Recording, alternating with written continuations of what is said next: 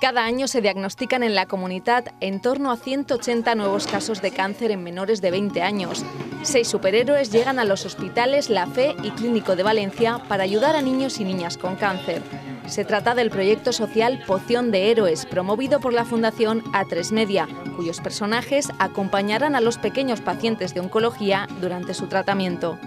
El conseller de Sanidad, Manuel Llombart, ha explicado que los superhéroes llegan a Valencia para apoyar y facilitar el duro proceso de administración de quimioterapia que deben recibir nuestros pequeños pacientes. Una campaña en la que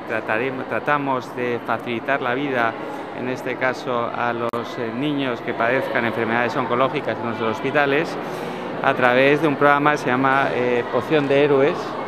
en el que pues aquellos niños que tengan que pasar por el duro trance que supone visitar nuestros hospitales de día infantiles,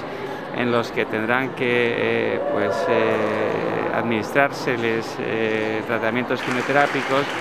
que hacen que los niños puedan vivir un trance tan complicado de una forma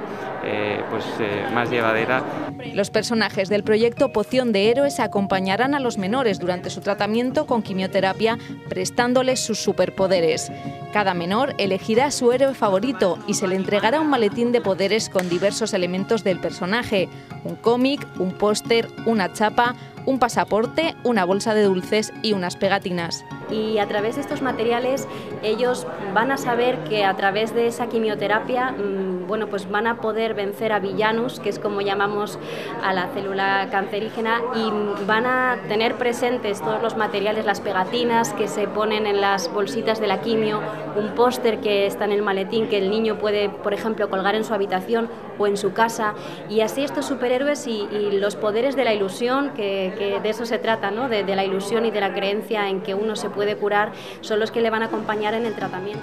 Poción de Héroes se enmarca dentro del programa de asistencia hospitalaria de la Fundación A3 Media, que colabora con 130 centros de toda España. Con el proyecto se pretende dar un giro a la imagen del tratamiento contra el cáncer, facilitando a los niños y niñas y sus familias el proceso de lucha contra la enfermedad.